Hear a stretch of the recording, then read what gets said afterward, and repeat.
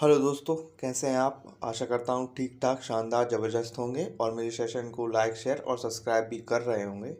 आज हम आज की सेशन में हम जान रहे होंगे कि अंतर्राष्ट्रीय संगठन के बारे में जो दुनिया में बैलेंस बनाए रखने का काम कर रहे होते हैं, यानी यूएनओ या यूएन। अगर आप किसी परीक्षा की तैयारी कर रहे हैं तो स्टैटिक जीके में यूएन से आपके सीधे सीधे प्रश्न बन रहे होते हैं, और आप एक परीक्षार्थी भी नहीं हैं तो भी इस सेशन में आप जानेंगे दुनिया के सबसे ताकतवर संगठन जो लगभग 193 देशों में शांति बनाए रखने, मानवाधिकार बनाए रखने, देशों को सुरक्षा देने, अगर कहीं पे कोई किसी देश में कोई दुर्घटना घट जाती है तो वहाँ पे आर्थिक सहायता पहुँचाने के काम कर रहे होते हैं। हम बात कर रहे हैं यूनाइटेड नेशन ऑर्गेनाइजेशन, संयुक्त राष्ट्र संघ के बारे में।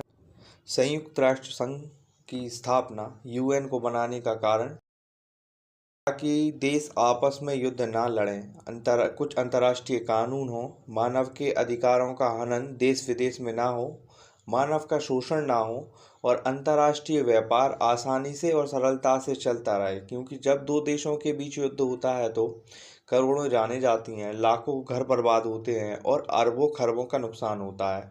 देशों का विकास 50-60 साल पीछे चला जाता है। विश्व युद्ध के जो निशान है और परिणाम जो है वो दशकों तक पीड़ित देशों के लोगों के मन, शरीर और जगहों पर देखने को मिलते हैं, जिसका सबसे बड़ा उदाहरण जापान, और सबसे ताज़ा उदाहरण अगर मैं बात करूं तो यूक्रेन है। यूएन की स्थापना एक दावा था कि प्रथम विश्व युद्ध और द्वितीय विश्व युद्ध होने के बाद अब तृतीय विश्व युद्ध नहीं होने दिया जाएगा। अगर ऐसी स्थिति बनती भी है तो एक मंच होगा जहां पर दुश्मन देश आएंगे और अपनी समस्याओं का समाधान अन्य देशों की सलाहों पर करेंगे, जिससे तृतीय विश्व युद्ध को टाला जा सके। अब से मानव के अधिकारों के हनन को रोकने के लिए एक संगठन होगा। अंतर्राष्ट्रीय आतंकवाद को रोकने के लिए कुछ कानून होंगे।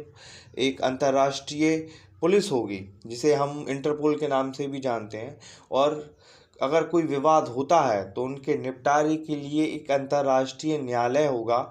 इस दावे के साथ यूएनओ, संयुक्त राष्ट्र संघ की स्थापना की गई थी।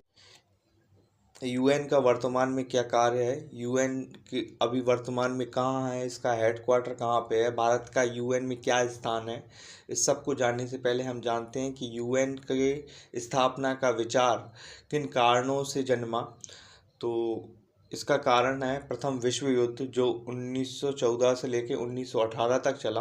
प्रथम विश्व युद्ध दुनिया को सबसे ज़्यादा नुकसान पहुंचाने वाला विश्व युद्ध था, जिसमें लगभग 1 करोड़ से ज़्यादा सैनिकों की जान गई, 1 करोड़ के लगभग आम नागरिकों की जान गई और लगभग 2 करोड़ से ज़्यादा लोग घायल हुए। फिर इसके बाद द्वितीय विश्व युद्ध 1939 से लेकर 1945 तक चला, जिसमें पहली बार था कि परमाणु बम का इस्तेमाल हुआ हो। अमेरिका एक पहला देश बना जिसने पहली बार परमाणु बम का इस्तेमाल किया जापान के ऊपर, जिससे अमेरिका इतना ताकतवर हो गया, उस यूरोप से आगे निकल गया जो कभी दुनिया का शासक हुआ करता था। ब्रिटेन, जो पृथ्वी के लगभग 25% के लगभग लगभग देशों पर राज किया करता था, और वैश्विक शक्ति बनकर, सुपर पावर बनकर अमेरिका उभरा। परमाणु बमों का इस्तेमाल फिर से ना देखना पड़े दुनिया को, और इस तरीके के जन धन की हानि फिर से ना हो, इसकी को रोकने के लिए, और तृतीय विश्व युद्ध की स्थिति ना बने, इसको रोकने के लिए इस आशा से यूएनओ की स्थापना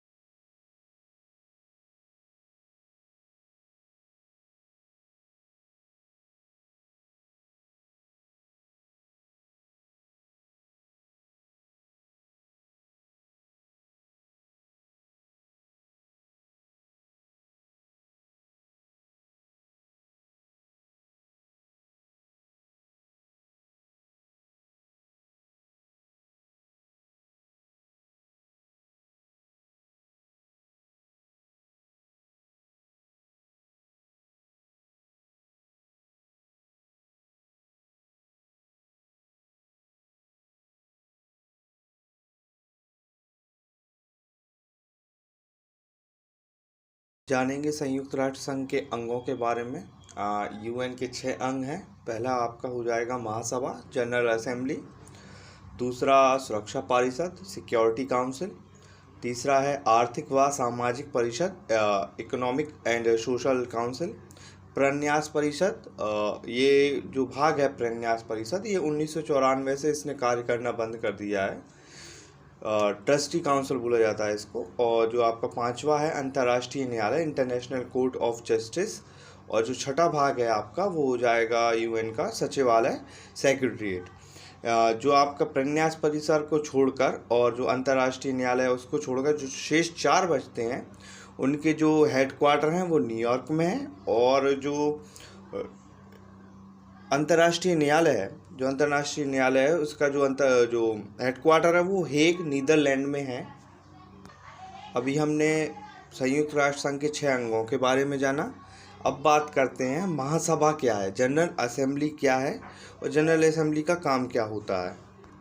महासभा या जनरल असेंबली, उपनाम इसको विश्व की लघु संसद, छोटी संसद बोला जाता है। क्या हो, संसद का काम ही यही होता है कि वो नियम कानून बनाती है। और ये दुनिया की संसद है तो ये दुनिया के लिए नियम कानून बनाती है। क्या मापदंड होंगे, जैसे पाकिस्तान पहुंच जाता है पीओके को लेकर, पाक ऑक्यूपाइड जो कश्मीर है, पाकिस्तान अधिकृत कश्मीर है, उसको लेकर ये पहुंच जाता है महासभा में कि जो भारत के लोग हैं वो हमारे पाकिस्तान में आ रहे हैं, बेवजह का आरोप लगाता है जबकि वो हमारा है। तो इस तरीके के और भी जो देश हैं जिनके आंतरिक विवाद चल रहे हैं, सीमा विवाद चल रहे हैं, व्यापारिक विवाद चल रहे हैं, तो वो लोग जाके महासभा में जाते हैं और अपनी समस्या का समाधान ढूंढते हैं।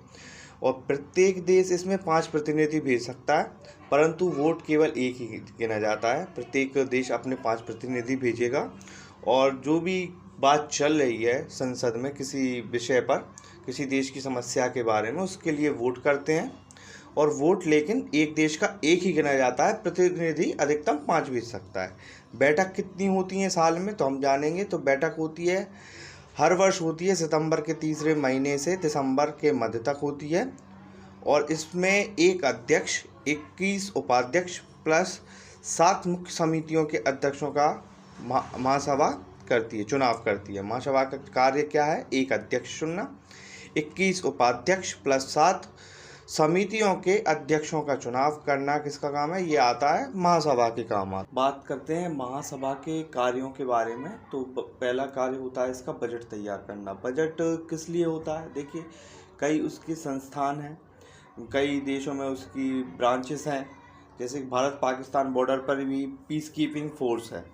आपको जानकर खुशी होगी कि भारतीय लोगों, जो पीस कीपिंग फोर्स है, जो इंटरपोल है, उसमें लगभग 50% से भी ज़्यादा भारतीय हैं। क्योंकि यूएन भी मानता है कि ये ऐसे सैनिक हैं जो हर कंडीशन में लड़ सकते हैं। भारतीय ऐसी सेना है जो हर कंडीशन में रह सकती है, ठीक है। उसके बाद दूसरा कार्य होता है बजट हर दूसरे वर्ष महासचिव के द्वारा पेश किया जाता है। महासचिव यूएनओ के सबसे बड़ा अधिकारी होता है महासचिव। महासचिव के द्वारा हर दूसरे वर्ष में बजट पेश किया जाता है। नए सदस्य को शामिल करना, जैसे अभी 93 देश हैं, कोई 94वां नया देश बनता है, 95 बनता है। इस तरीके का कोई नया सदस्य देश होता है तो उसको शामिल करने का काम होता है महासभा का। महासचिव की नियुक्ति सुरक्षा परिषद की सिफारिश पर की जाती है। और जो हाल ही में संयुक्त राष्ट्र महासभा के 77वें अध्यक्ष बने हैं वो हैं कसाबा कोसी, जो हंगरी देश के हैं। पूछ लेता है एसएससी की, अगर आप तैयारी कर रहे हैं तो आपसे ये सवाल पूछ सकता है। इस तरीके से पहला पूछ लेगा कि पहले अध्यक्ष कौन। तो पहले अध्यक्ष आपके हो जाएंगे पॉल हेनरी स्पार्क, जो कि बेल्जियम के हैं।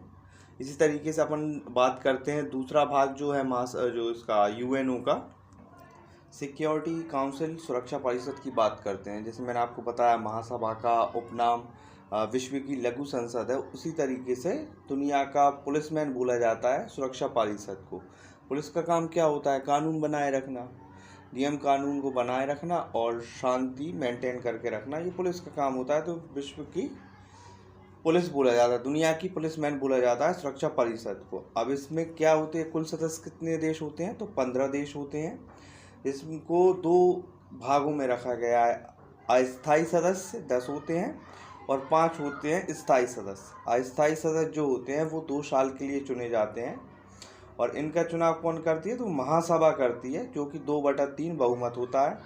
और जो स्थायी सदस्य हैं उनका कोई टाइम ड्यूरेशन नहीं रहता, वो शुरुआत से ही हैं, जब से यूएन की स्थापना हुई और अभी तक है। जिनमें नाम है अमेरिका, ब्रिटेन, चीन, फ्रांस, रूस।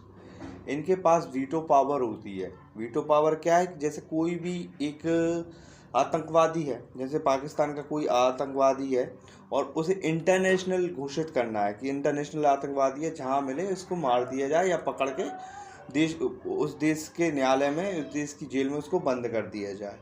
तो ये होता है वीटो पावर। क्या है कि अगर मान के चलते हैं आपके परिवार में 5 सदस्य हैं और कोई प्रस्ताव आया और किसी ने भी वीटो कर दिया, यानी निषेधात्मक शक्ति, किसी ने वीटो कर दिया, तो उस बारे में डिस्कशन नहीं होगा, उस विषय के बारे में। ठीक है।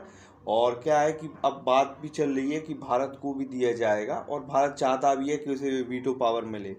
अब जो भी मापदंड होंगे, किस तरीके से मिलेगा, वो यूएन ही नियम कानून बनाएगी, उस हिसाब से भारत को मिलेगा। मिलता है तो काफ़ी अच्छा रहेगा, भारत काफ़ी आगे निकलेगा, क्योंकि भारत का बहुत अच्छा योगदान है यूएन में। अब कोई विवाद आता है, मान के चलते हैं पाकिस्तान के किसी आतंकवादी को घोषित करना है, इंटरनेशनल आतंकवादी घोषित करना है, तो जो निर्णय होगा सकारात्मक निर्णय के लिए 15 देशों में से कम 9 देशों की स्वीकृति होना जरूरी है।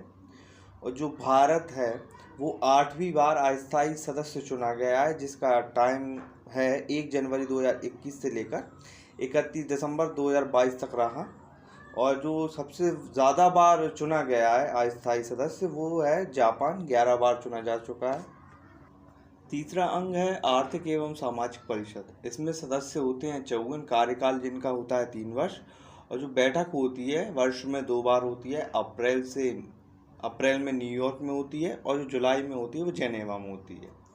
3 वर्ष होता है इसका कार्यकाल। और जो इसके 1/3 है सदस्य हैं, लगभग 54 के 1/3 हो जाएगा आपका 18 सदस्य हर वर्ष बदलते रहते हैं। एक वर्ष में 18 बदलाएंगे, अगले वर्ष में फिर 18 बदलाएंगे, अगले वर्ष में 18 फिर बदलाएंगे। आप कहेंगे कि 193 देशों में से एक यहाँ पे 54 क्यों है? तो वो कार्यकाल चेंज होता रहता है, इसलिए 54 रखते हैं। इनके बाद कोई दूसरा आएगा, इसी तरीके से चेंज होते रहते हैं, इसीलिए ये क्रम है इनका। चौथा अंग है सचिवालय। सचिवालय का जो प्रमुख होते हैं वो महासचिव होते हैं, और जो महासचिव का चुनाव करती है वो महासभा करती है। और जो महासचिव हैं उनका कार्यकाल 5 साल का होता है। और जो सचिवालय का कार्य क्या होता है? सचिवालय का कार्य होता है जो यूएन है उसके दिन प्रतिदिन के कार्य का हिसाब रखना, कि आज क्या पेश होगा, आज क्या काम करना है सचिवालय में। तो इस सब का जो काम होता है वो सचिवालय देखता है यूएन के दिन प्रति। जो यूएनओ का सबसे बड़ा पद है वो है महासचिव का। और अगर आप एसएससी एस्पिरेंट हैं या फिर आप किसी भी गवर्नमेंट जॉब की तैयारी कर रहे हैं और आपका सब्जेक्ट जीएस आता है, तो उसमें आपसे ज़रूर हर परीक्षा में पूछा गया है महासचिव के बारे में। पहले नंबर के कौन थे, दूसरे नंबर के कौन थे, अस्थायी कौन थे, स्थायी कौन थे। तो इसके बारे ये आपको सभी याद कर लेने अगर आप स्टूडेंट हैं तो। पहले कार्यकारी महासचिव जो रहे कार्यकाली जब यूएन बना अस्थायी ने, तो ग्लेडविन जेब थे, जिनका कार्यकाल था 24 अक्टूबर 1945 से लेकर 1 फरवरी 1946 तक। फिर 2 फरवरी से त्रिगवेली जो स्थायी सदस्य बने, जो नॉर्वे से थे, इन्होंने इस्तीफ़ा दे दिया था। सोवियत यूनियन, जो कि 1991 से पहले सोवियत यूनियन था और वर्तमान अब रशिया के नाम से जाना जाता है। और जो दूसरे थे वो डैग हैमरशोल्ड थे, स्वीडन के थे। पूछ लेता है आपसे ऐसे कौन से महासचिव हैं जिनकी हवाई दुर्घटना में मौत हो गई थी। और क्या है, ये जा रहे थे कांगो शांति सम्मेलन में, जिसके दौरान इनकी हवाई दुर्घटना में मौत हो गई थी। और इनको सन 1961 में नोबेल पुरस्कार मिला था। मृत्यु के बाद इनको नोबेल पुरस्कार मिला था। और जो आपके तीसरे हुए यूथांट, म्यांमार के, ये पहले एशियाई थे और गैर यूरोपीय थे, पहले गैर यूरोपीय व्यक्ति जो कि यूएन महासचिव बने थे। उसके बाद है चौथे, इतने ज़रूरी नहीं है, 5वें।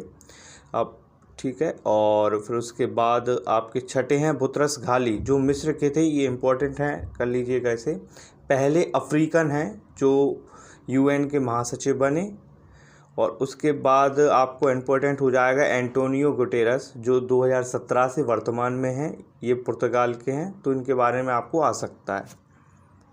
जो यूएनओ का सबसे ज़रूरी भाग है वो है पांचवा अंतर्राष्ट्रीय न्यायालय। इसकी स्थापना 3 अप्रैल 1946 को हुई थी। हेग नीदरलैंड में इसका हेडक्वार्टर है। और जो चार्टर है अंतर्राष्ट्रीय न्यायालय का, उसमें 5 अध्याय और 70 आर्टिकल हैं, जिनके हिसाब से यहाँ पे सज़ा दी जाती है। और न्यायाधीशों की जो संख्या होती है, जो अंतर्राष्ट्रीय न्यायालय है, उसमें 15 न्यायाधीशों का होना ज़रूरी है। कार्यकाल इन न्यायाधीशों का 9 साल का होता है। कोई भी 2 न्यायाधीश एक देश से नहीं हो सकते, ये नियम है वहाँ का। अध्यक्ष इनमें से ही एक को चुना जाता है, और जो उपाध्यक्ष होता है वो भी इनमें ये आपस में चुन लेते हैं, जिनका कार्यकाल होता है 3 साल का। और जो न्यायालय है, अंतर्राष्ट्रीय न्यायालय है, इसकी जो भाषा है, कार्यकारी भाषा है, वो फ्रेंच और अंग्रेजी है।